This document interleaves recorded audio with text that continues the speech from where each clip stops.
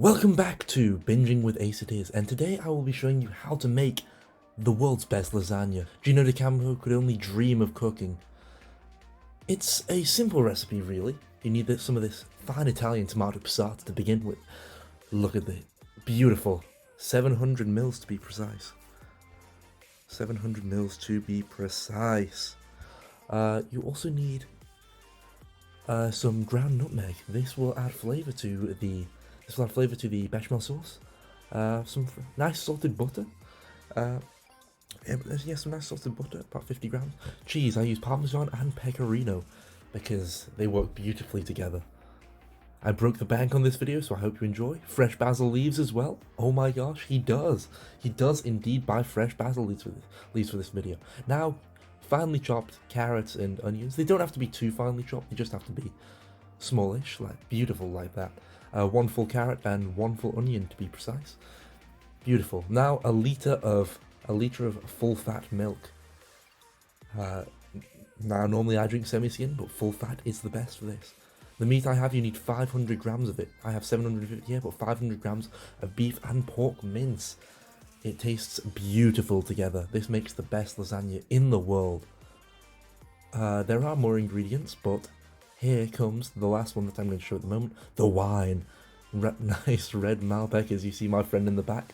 This one works beautifully. This Malbec works beautifully with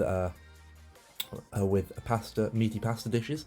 It's gorgeous, and I'll show you when to use it in the next few steps. Okay. Beautiful, beautiful. Now moving straight to it. We start by heating up the pan on a medium-high heat. I've got 7 here. Now 5 tablespoons of olive oil. 5 tablespoons of good quality extra virgin olive oil. I'm using shitty Morrison's own brand because it's the best. Well, it's the cheapest I could find. But along with this, we're actually going to add, once it's heated up, we're going to add the carrots and onions. Because everyone knows, as I've said, carrots and onions work beautifully together. So these will cook for about 5 minutes in this pot. It's a bit small. It's a bit of a small pot. I just realised that like later in the video, but it served its purpose. It served its purpose to make the nice meat sauce. So scrape every last bit of onion and carrot in, and then stir well. Stir well, like coating it completely in the olive oil. This part's good because you just get to you get the fragrance of the onions and the carrots as they slowly cook over about a 5-minute period, and it tastes magical, you know. 2 of these vegetables working perfectly together in harmony. Now these will take about 5 minutes to cook properly, as I've said. But once you've done this, the next thing you're going to want to do is add the minced beef. 500 grams of it, as I have said, and cook this for a further 5 minutes. So as you can see here, I'm going to break it down like with a spoon, stir it in, mix it, make it all homogeneous with the homogeneous. Ooh, that's a big word. Make it all homogeneous with the carrots and onions. Let this brown for 5 minutes. Beautiful, beautiful, as Gordon Ramsay would say. Look at that, stirring it all in. You can see a bit of the fatty goodness, but here we have the wine. Make sure you taste it first. The best thing, of course, is to taste the wine. Beautiful, beautiful. You need a full glass of this, which you're going to add and let it reduce. Let it reduce. Let the alcohol evaporate. It just adds the flavour. It adds more flavour to it. Now, once this is added, I know it looks a bit weird at the moment, but stir it in and the meat will go a nice purplish colour. That's because of the wine. Woo, baby! Indeed. Add the passata once the wine's evaporated, as well as the tomato puree that I'll add in a second. Yes, tomato passata. Stir. Oh, beautiful! Look at that. Look at that colour.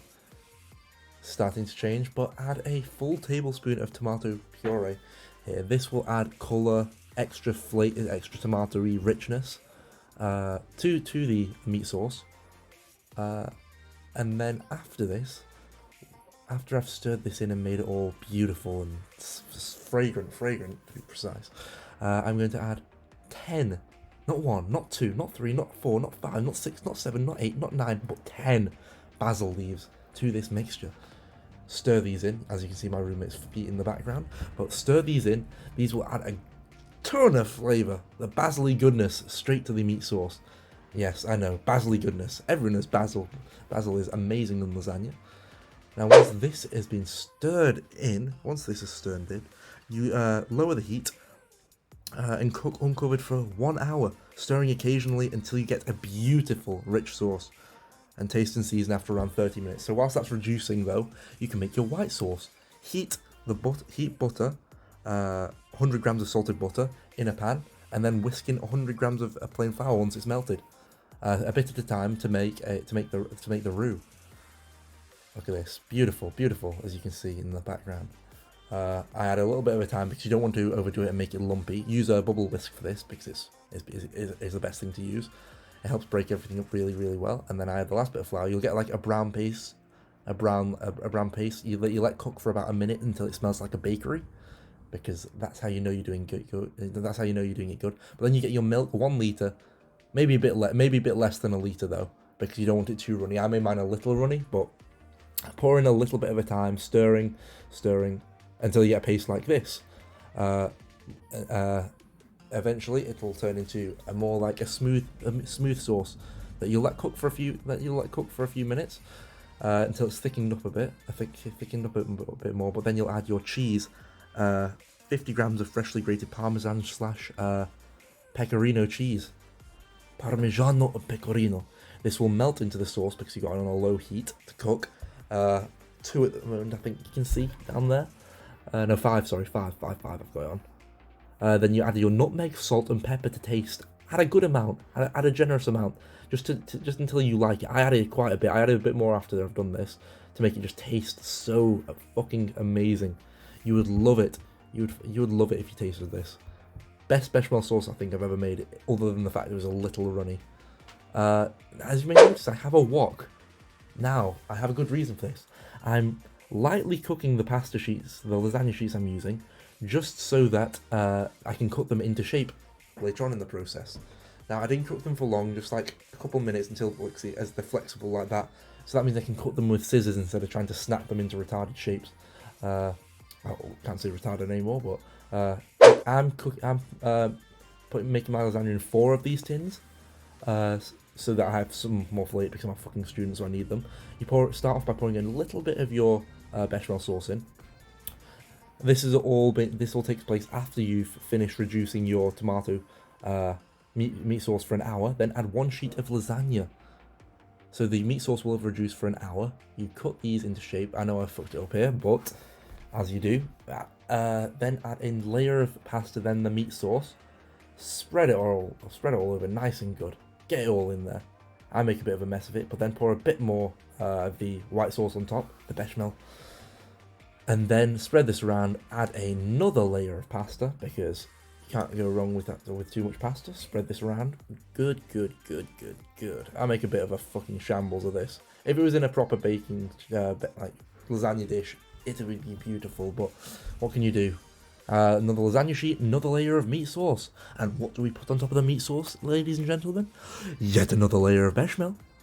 And then on top of this layer of bechamel, that we put another layer of pasta, and then finish it off by coating the whole thing in another layer of bechamel sauce, making sure to cover the pasta entirely, because you don't want to leave any of the pasta uncovered whilst it's in the oven. Coat it over the top. Don't mind if it's a bit orange, because lasagna goes relatively orange if you make it in a shambles way. Then sprinkle it with leftover cheese. You can add butter on top, but I didn't want it to be too oily. Better than Gino D'Acampo, some say. Better than Gino D'Acampo. Put it in the oven for 30 minutes. 30 minutes at 180 degrees. Yeah, 180 degrees fan, until it's cooked like that. Beautiful. And then another 15 minutes. Another 15 minutes on top of that, to like get the top done like that. Then I finish by cutting it in half. Beautiful. Hey, thank you all for watching. I'm sorry that my camera cut out at the end there just as I was cutting it. The battery died, but it turned out beautifully. It was a little runny because I made the bechamel a little too runny. But other than that, I'd advise putting more flour in then. But other than that, it tasted fucking amazing. I highly recommend this one. I basically copied all of Gino D'Acampo's recipe, but somehow I made it better. I know I made it better than him. He couldn't do anything nearly as good as that. Like, subscribe, and share, please. Check the graph, as PewDiePie would say. And I hope you have a good day.